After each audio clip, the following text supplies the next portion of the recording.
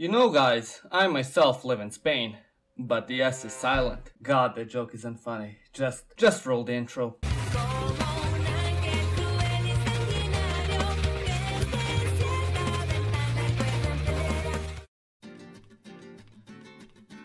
Hello and welcome to Spain, a country in southern Europe responsible for most of the war crimes that occurred in the New World, but it still somehow escapes the blame and has it transferred to the good old US. In the last episode of our travels to Spain, we visited Spain's old capital, Toledo. However, today we head on north to the city of the bear and raspberry tree, also known as Madrid. As we mentioned in the last episode, Spain is divided into 17 autonomous provinces, which all have their differing degrees of autonomy and self-determination. However, even so, the country itself has a federal government whose seat is located in the central province of Madrid and the uninspired city with the same name. Now, Madrid as a settlement has existed since humanity figured out how to use fire and not starve to death. However, the city as it is today started to take form in the 9th century after the Emir of Cordoba decided to build a castle here to protect the city of Toledo from those pesky cross worshippers. Even so, it turned out that the Emir was a shitty architect, as in the 10th century the walls of the fortress got burnt down, and soon after in the 11th century the town that formed around the castle was captured by the kingdom of Castile y Leon. Even though the city came under control of the Jesus Squad, it did not become influential in Spain's history until the 16th century, when King Philip III moved the capital from Toledo to Madrid under the pretense that the city was more obscure and neutral, which at the time was quite a weird decision, considering that Madrid lacked any sort of mineral deposits or any other form of natural wealth. However, that did not stop the city from becoming the center of Spain's art and finance. And ever since the city became the capital, it has seen unbelievable growth and has attracted many immigrants from Spain and Europe, as well as from other Latin American countries, and even the United States. But they prefer the word expats because remember kids, only darker skinned people can be immigrants. Today, the city has a population of 3.2 million, meanwhile the greater community of Madrid is estimated to be at around 6.6 million, which is around 14% of Spain's population, which is around 47 million. Anyways, when arriving in Madrid, most likely the first thing you will see is the railway that goes through the city and connects it with the rest of the country. Riding it, you will get a glimpse of residential buildings where most average Madridians live outside of the center, alongside urban sites of graffiti. After a little ride in the train, the most likely first place you will arrive in is the Puerta del Sol Square, which is one of the main and busiest plazas in Madrid.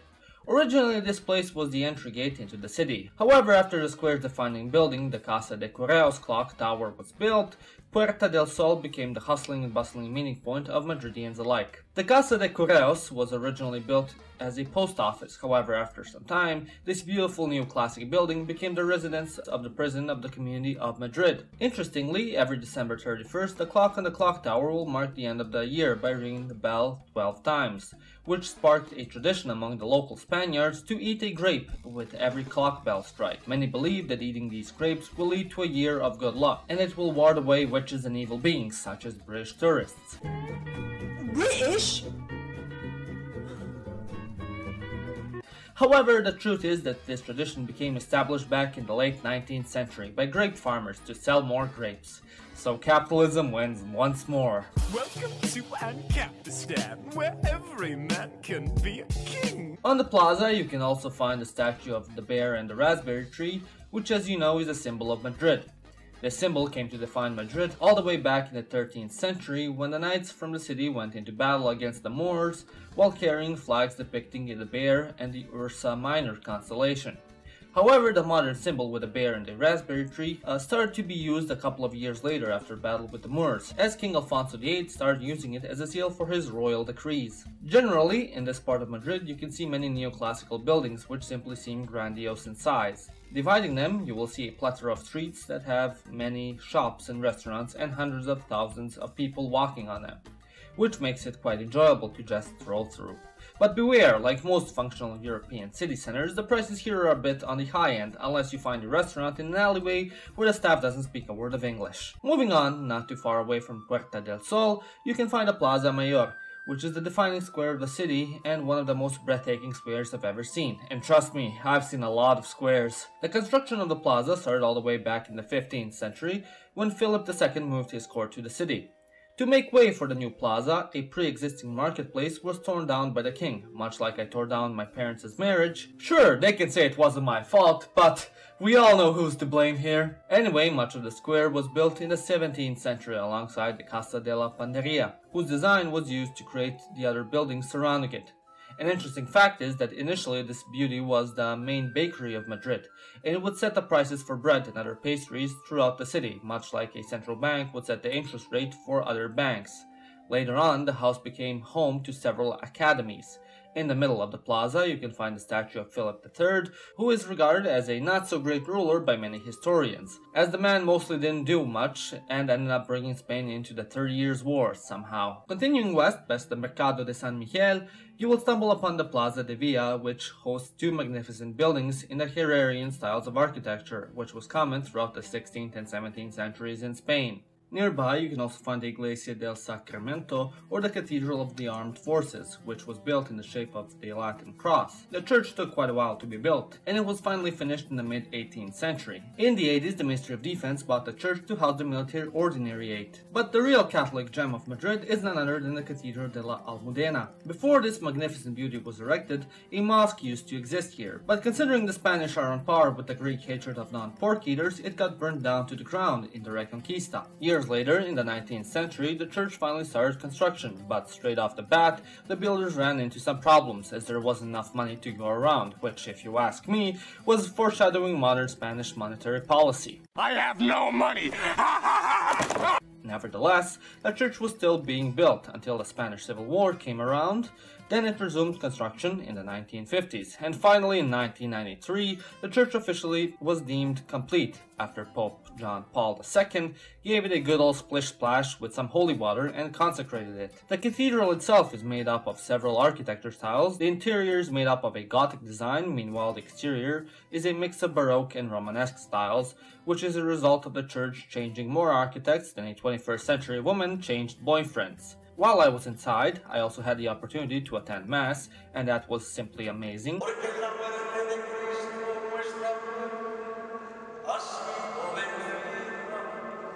Either way, 10 out of 10 church, definitely would recommend. Laying across the Almudena Cathedral is the Royal Palace, home of many Spanish kings such as Charles III and Alfonso XIII. Back when Spain was controlled by the Moors, the famous fortress that created Madrid as a city was actually built here. After the God-fearing Crusaders took back their land and burned down most of the mosques, the Castilian royal family decided to move into the fortress and call it their new home, which lasted from the 14th till the 18th century, when a little sneakily fire burnt the entire thing down. So then King Philip V ordered for this magnificent giant to be built in the place of the old castle. What's interesting about this palace is that its design was inspired by the Louvre in Paris, and within its residency there are over 3,000 rooms.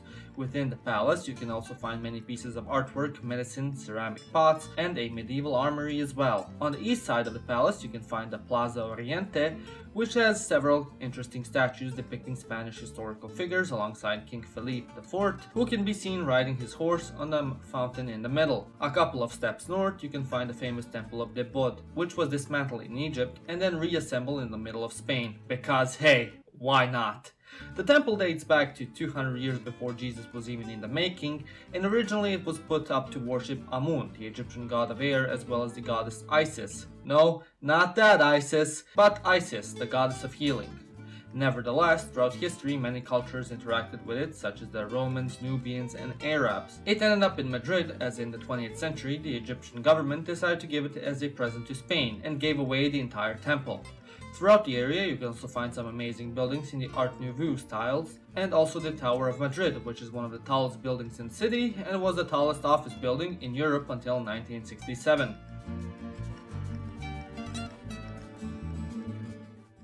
Moving back to the center of the city, you can also find the Plaza del Caja, which is another famous point in Madrid, known for its grandiose 19th and 20th century buildings, which overtower the pedestrians walking by. By it you can find the famous Granvilla Street, which also used to be known as Avenida de Rusia, as a way of saying thanks to the Russians for supporting the Spanish Republic, which was established in the 1930s. The street also holds the title for the most challenging urban construction in the country, as over 300 buildings and 50 streets had to be demolished to make place for this Goliath of a street. The two most well-known buildings are the Carillon building, which is the one which has the big old Schweppes sign on it, which is a lemon soda drink for all my non-European viewers, and the other most renowned building is the Metropolis building, also known as the Edificio Metropolis. Arguably, this building is one of, if not the most recognizable landmarks in the city. The building was built in the early 20th century when the owners of the plot launched an international contest for designers to design their new building, which they were planning to build on the spot. Thus, Edificio Metropolis was built. It's also interesting to mention that the building was actually done in a French architecture style known as Beaux-Arts, which is why it sticks out so much among the other buildings, because we all know the French must always be the center of attention. Going east, you will soon find the Sibel Palace, also known formerly as the Palacio de Comunicaciones, which is another magnificent building that definitely doesn't make my genitals do weird things, because no man can be attracted to man-made structures. That would just be silly.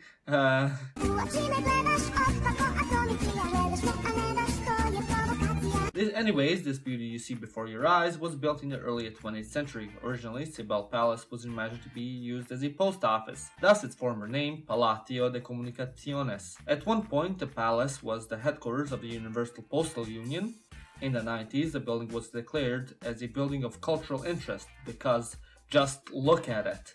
And as of 2007, it has been the seat of the Madrid City Council. Its walls also offer a variety of other services such as event hosting and fine dining, as the building also has two restaurants as well. A block away from Sibel Palace, you can find the Puerta De Alcala, which is yet another triumphal gate in Europe. If there's anything us Europeans are good at, it's colonizing dark-skinned people and building triumphal arches. What makes this triumphal gate different from those found in Vienna, Paris and Bucharest is that it once was the main entry to the city. It came into existence in the 18th century when King Charles III came to visit Madrid, like your average king does. And upon arriving to the city, he was thoroughly unimpressed with the gate that greeted him. So, like a madman, he ordered a whole new one to be built, thus the Puerta De Alcala.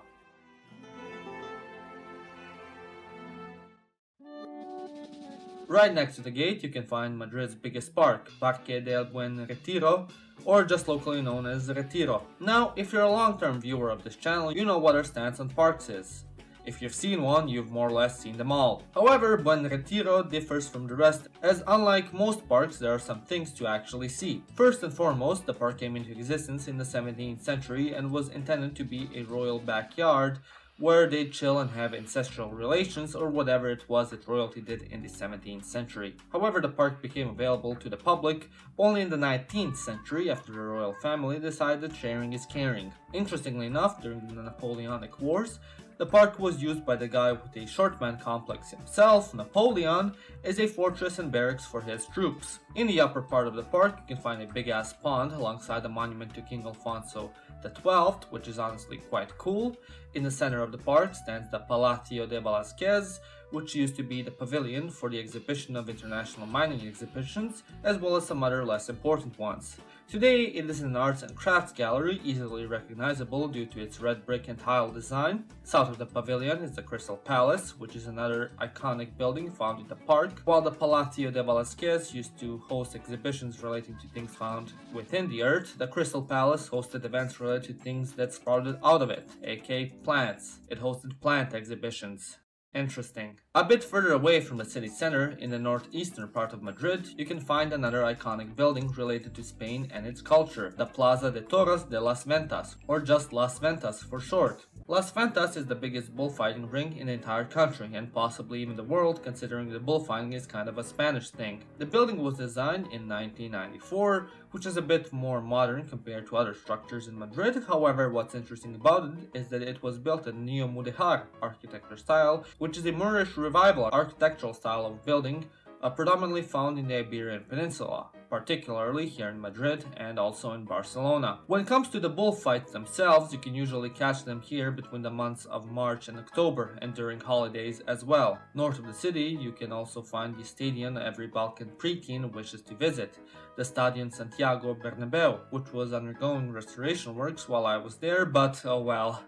For my American viewers who don't know what's the deal with this great hunk of metal, basically this is the home stadium of the arguably most popular soccer team in the world, Real Madrid, and is the second largest stadium in Spain and the third largest one in Europe, with a capacity to hold over 81,000 visitors. Now, let's talk about everyone's favorite subject except the Ethiopians. Food. Oh, come on, it happened 40 years ago. Anyways, Spain is one gastronomic center that usually gets overshadowed by the gastronomic cultures of its former colonies. Rightfully so in my opinion, but it still has some pretty okay food. The most iconic food originating from Spain is the paella, which is a dish made of rice and either meat or seafood. Many claim that the paella came into existence when the servants of a Moorish king mixed up his leftovers and called it a dish. However, this delicacy originates from the coastal regions near Valencia, where the fishermen basically threw in whatever they had in rice and called it a day. Like the French, the Spanish also have a tendency to eat snails. However, they'll usually make them like a nice stew, or as they like to call it, snail goulash. It's usually quite spicy and quite tasty. I definitely recommend trying this. If you feel like trying out some street food, I recommend Poccadillos De Calamares, which is basically a sandwich filled with fried squid. What sucks about it is that they don't put literally anything in it, just bread with calamari, that's it. But hey, it's usually around €3 or less, and you can always buy some tartar sauce or mayo at the store. If you're feeling a bit more normal, you can try the tortilla de patatas, aka Spanish omelet, which is just eggs, potatoes, and if you're cheeky enough, onion as well. It was invented in the Navarra region, where farmers would mix in sparse foods they had and create this, and I gotta say, it's quite tasty. And yeah, that would be Madrid, Spain's capital, rich with great architecture, warm weather, and delicious food. A city sprawling with culture that should definitely be on every traveler's bucket list. Before I end this video, I wish to give a special thanks to my channel members such as Julian Apostasies and others who have decided to help me make better videos by donating. Thank you very much. And if you wish to support my channel and help me make better videos, consider becoming a channel member. Link for that is in the description. In the next episode, we'll be going to Segovia and Valladolid, where we'll explore the Spanish autonomous province of Castile y León, as we conclude our Spanish adventures. You've watched Living Ironically in Europe, and I'll see you next time.